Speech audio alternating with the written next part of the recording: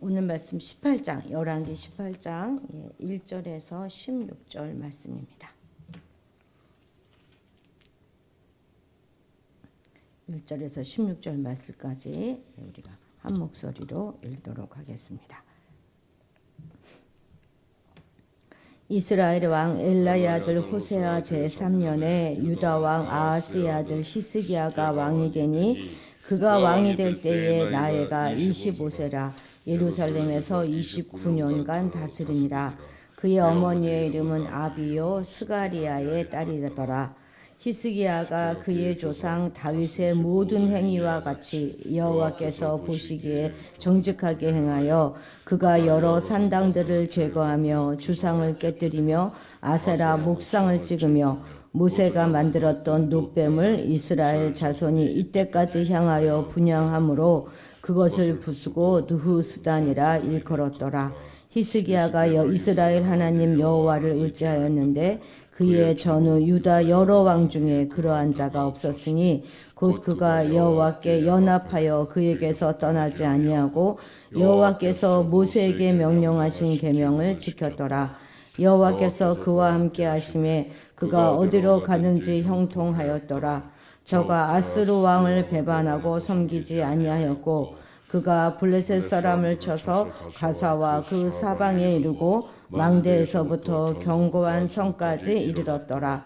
히스기야 왕 제4년 곧 이스라엘의 왕 엘라의 아들 호세아 제7년에 아수르의 왕 살만에셀이 사마리아로 올라와서 에워쌌더라. 3년 후에 그 성읍이 함락되니 곧 히스기야 왕의 제6년이요 이스라엘 왕 호세아의 제9년에 사마리아가 함락되매 아스루 왕이 이스라엘을 사로잡아 아스르에 이르러 고산 강가에 있는 할라와 하볼과 메대 사람의 여러 상읍에 두었더니 이는 그들이 하나님 여호와의 말씀을 듣지 아니하고 그의 언약과 여호와의 종 모세가 명령한 모든 것을 따르지 아니하였음이더라.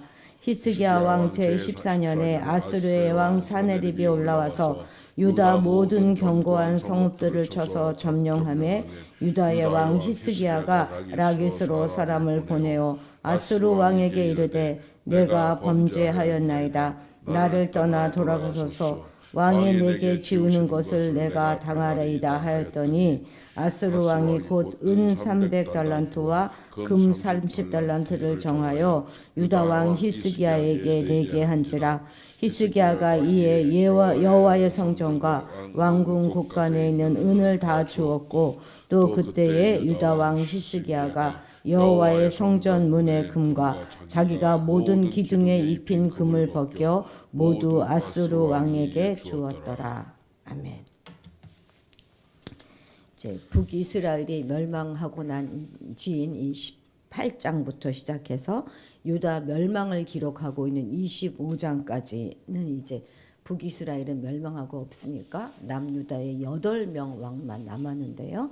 그 중에서 선한 왕이라고 일컬어지고 있는 히스기야와 요시야 왕의 통치를 아주 자세하게 기록하고 있습니다.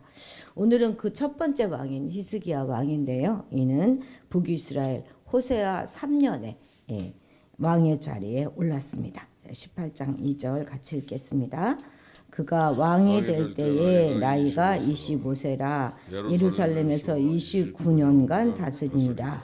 그의 어머니의 이름은 아비요 스가리아의 딸이더라. 아멘. 이것이 바로 이제 왕의 등식 공식이잖아요. 근데 왕의 등급 공식이죠, 그죠? 근데 이것은 남북이 거의 유사합니다. 그런데 특히 남유다와 북이스라엘의 차이점이 있는데 그것은 어머니 이름의 기록 유무입니다. 남유다의 경우에는요 몇몇 한 두 왕 정도를 제외하고는 대부분 다 왕의 모친의 이름과 그 출신을 기록하고 있습니다. 왜 그러겠습니까? 지금 열왕기 저자는요 다윗의 다윗 왕조의 혈통과 그 연속성에 강조점을 두고 있는 것입니다. 북이스라엘의 경우에는 무수한 정병과 반역으로 여러 차례 왕조 격변이 있었기 때문에 왕이 즉위 공식 문구에 대개는 북에만을 소개합니다. 그러나 남유다는 지속적으로 다윗의 후손으로 쭉 이렇게 내려와서 나라를 다스렸기 때문에 변하지 않는 부계에 대한 소개는 생략하고 모친의 출신과 그 이름을 기록하고 있는 것이죠.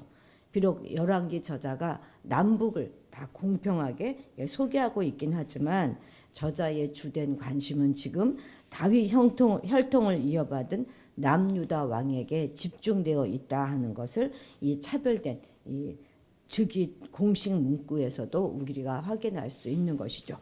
여기서 히스기야의 외할아버지로 소개되고 있는 스가랴 있죠. 그의 어머니의 이름은 아비고 이 아비가 스가랴의 딸이다 이렇게 말했으니까 그 외할아버지인 스가랴는 이사야 8장 2절 좀 띄워주시겠습니까?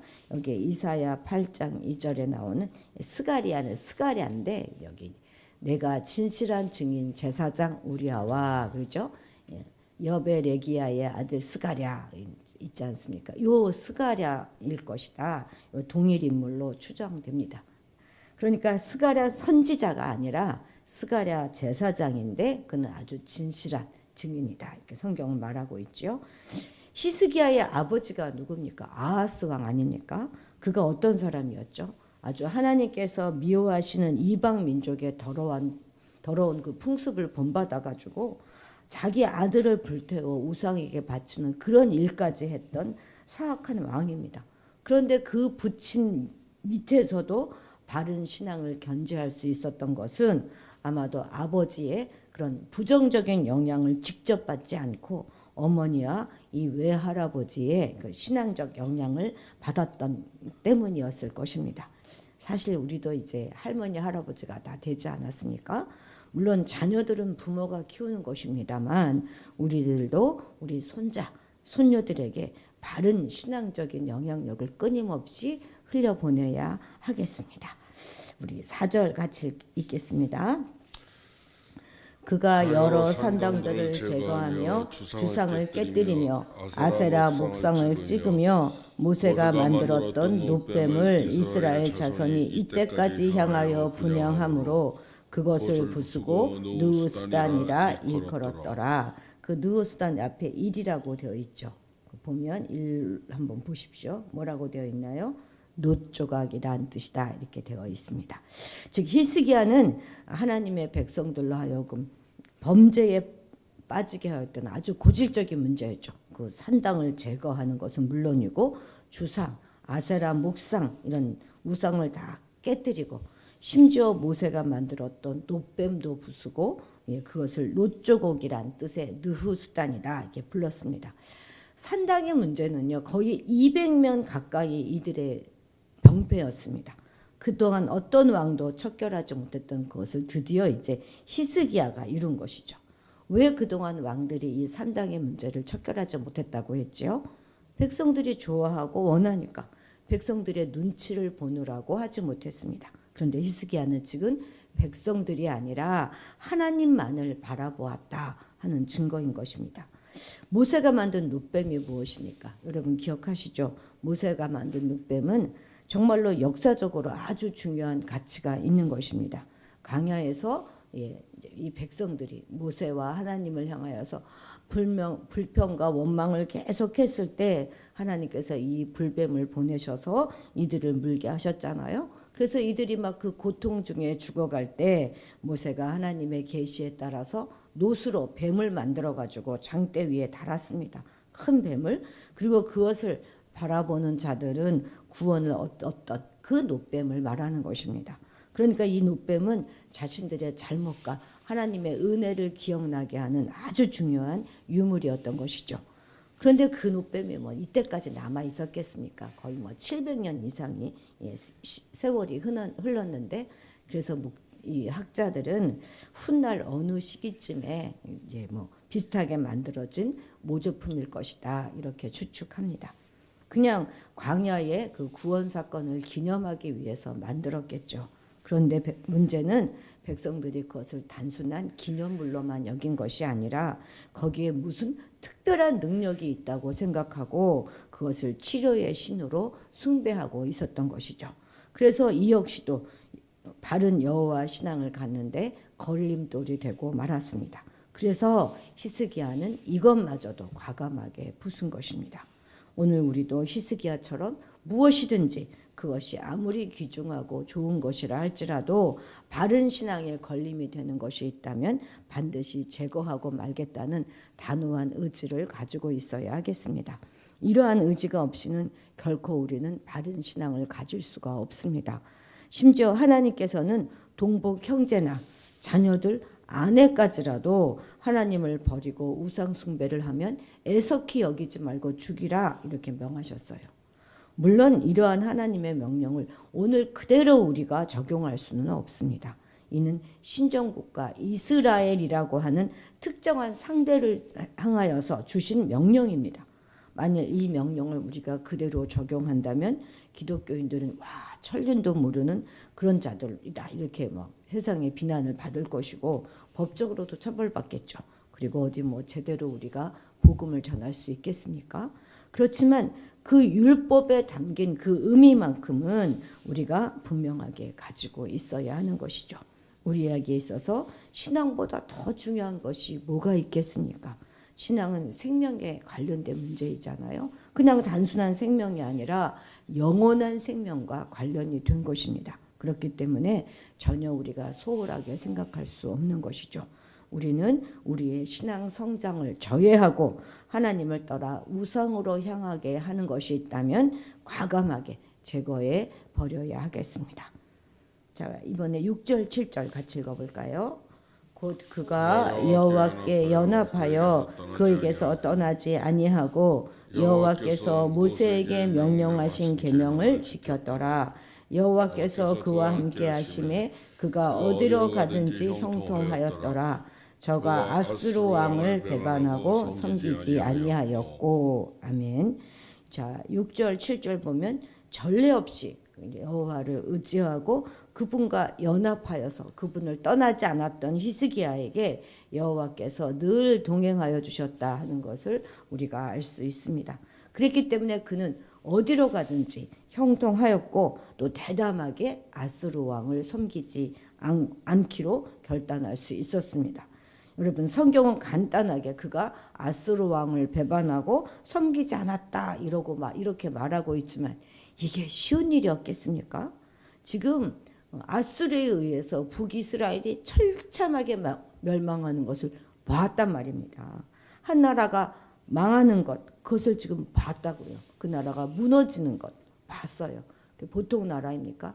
200년을 함께 하였던 그 나라가 아수르에 의해서 짓밟히고 망했어요. 뭐 백성들이 다 아수르 전역으로 다 끌려갔습니다. 그것을 본 자와 보지 않은 자는 막 천지차가 나지 않겠습니까?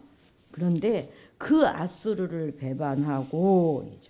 배반했다 이 말은 무슨 뜻입니까? 그 전에는 그 기존에 이미 친아수르 정책의 기조에 있었다 그런 표현이 아니겠습니까? 그런데 그것을 배반했다는 거예요.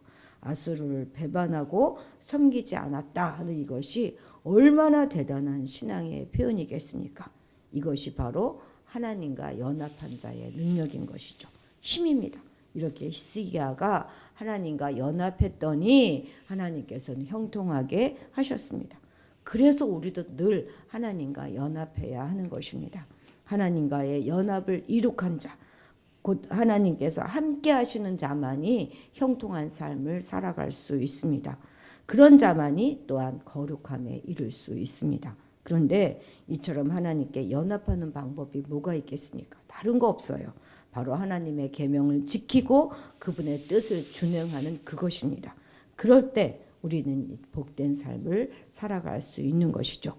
그리고 이제 가운데 단락인 9절부터 12절까지는 왕과 백성이 하나님의 말씀을 거역하는데 한 마음과 한 뜻이 되었던 북이스라엘의 그 멸망했던 그 사건을 다시 한번 요약합니다.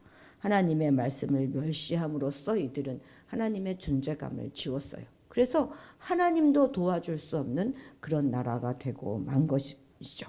그런 나라를 스스로 만들었어요. 그들 스스로. 자, 그리고 이제 13절부터 오늘 읽은 16절까지는 이제 아수르 왕의 이제 아수르 왕 사네립의 제1차 유다 침공을 다 기록한 것인데요.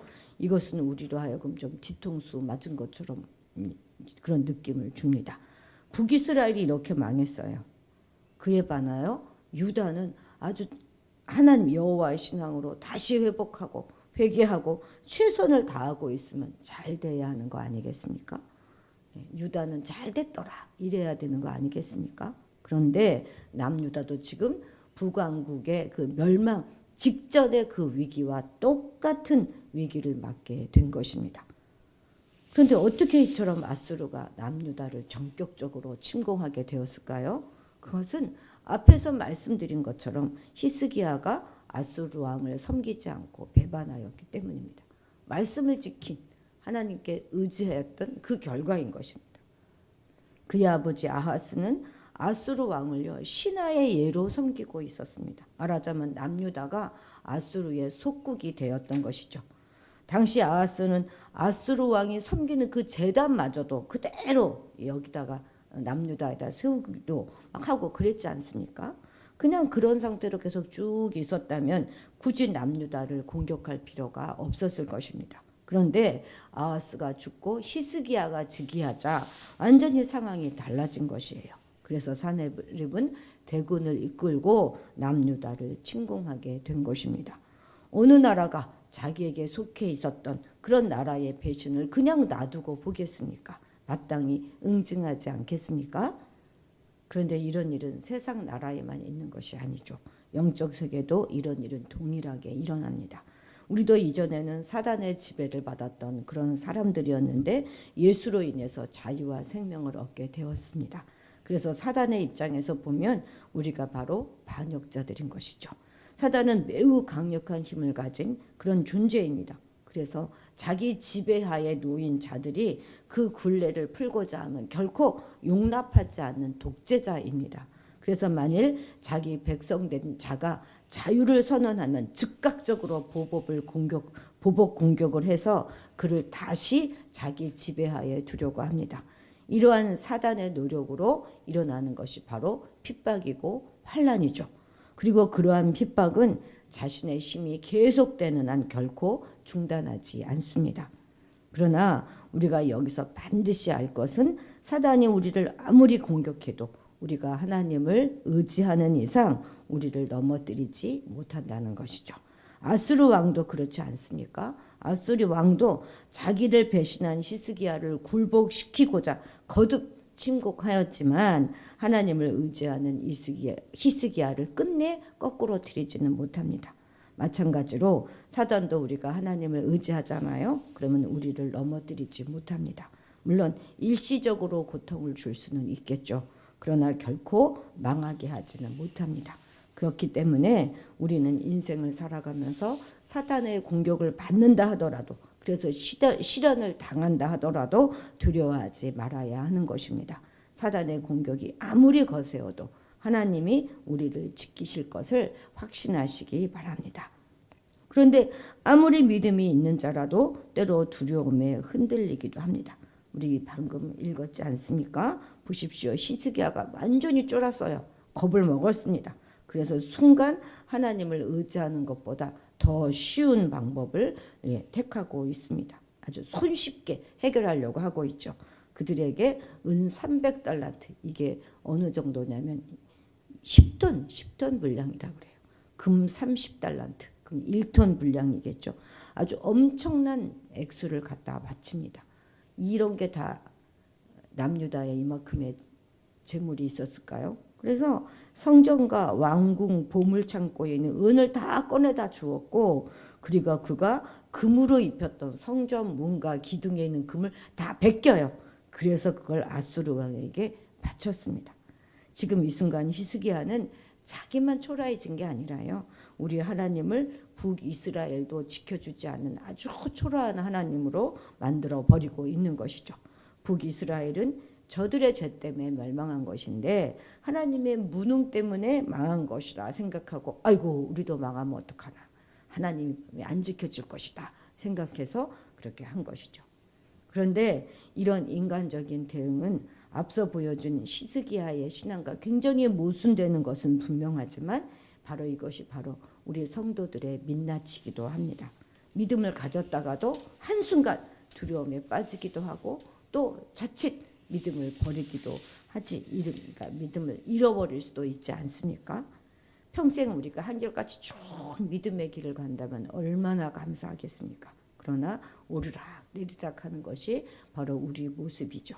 그렇다고 우리는 실망하거나 낙심하거나 그냥 후회만 하고 있을 것이 아니라 다시 얼른 하나님을 신뢰하는 믿음의 자리로 돌아와야 하는 것입니다.